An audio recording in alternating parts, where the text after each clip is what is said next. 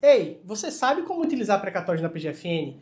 Aqui na Ativos chegamos a fazer mais de 50 milhões de reais em compensações tributárias e praticamente vimos o nascimento desse mercado. Fica comigo que eu vou te dar uma rápida contextualizada sobre o cenário de uso de precatórios e como isso surgiu.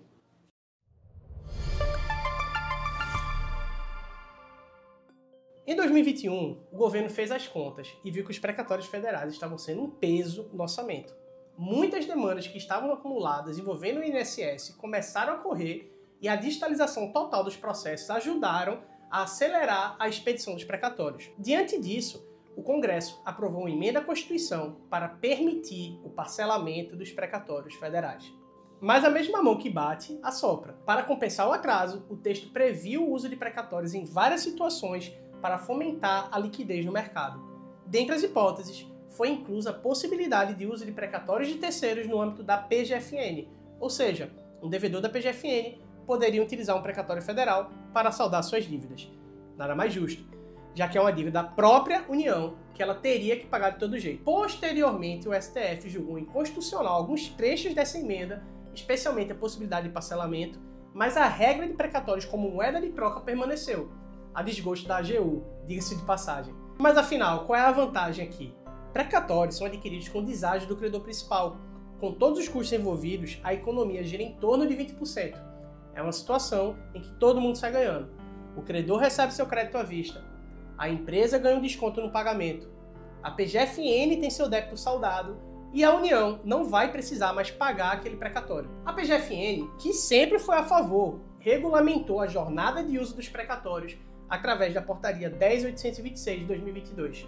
A empresa, basicamente, precisa comprovar três coisas: que o processo que deu origem ao precatório está transitado em julgado, que ela agora, de fato, é a atual dona do crédito e qual é o valor líquido daquele precatório. Para provar tudo isso, foi criada uma certidão controversa nos tribunais, chamada de CVLD. A CVLD é a certidão de valor líquido disponível que atesta tudo isso que a PGFN precisa. Em qualquer lugar do mundo, tirar uma certidão como essa seria algo tranquilo. Mas estamos no Brasil, então tem que ser com emoção. A emissão da CVLD começou a ser contestada por alguns tribunais, alegando nos bastidores que não havia pessoal suficiente para emitir a bendita certidão, que calcular o valor de um precatório era difícil, que era chato ter que ver o processo, que tem algum bloqueio, ou penhora, etc. Primeiro, os tribunais deram a desculpa que havia necessidade de regulamentação da CVLD em lei, o que já é uma piada, já que se trata de uma simples certidão. Isso sem contar que a Portaria 10.826 da PGFN é um ato normativo que regulamenta a Constituição e, portanto, já tem força de lei ordinária.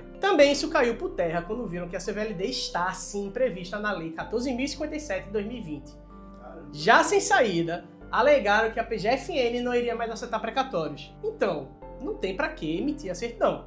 Mas aí a própria PGFN desmentiu isso várias vezes, falando que sim, estariam aceitando precatórios se a CVLD fosse emitida. A gente aqui chegou até a fazer um procedimento no CNJ para forçar a emissão dessas certidões. O relator do caso concordou com todos os nossos argumentos, mas nas palavras do próprio conselheiro, julgar isso causaria um mal-estar entre os presidentes dos tribunais.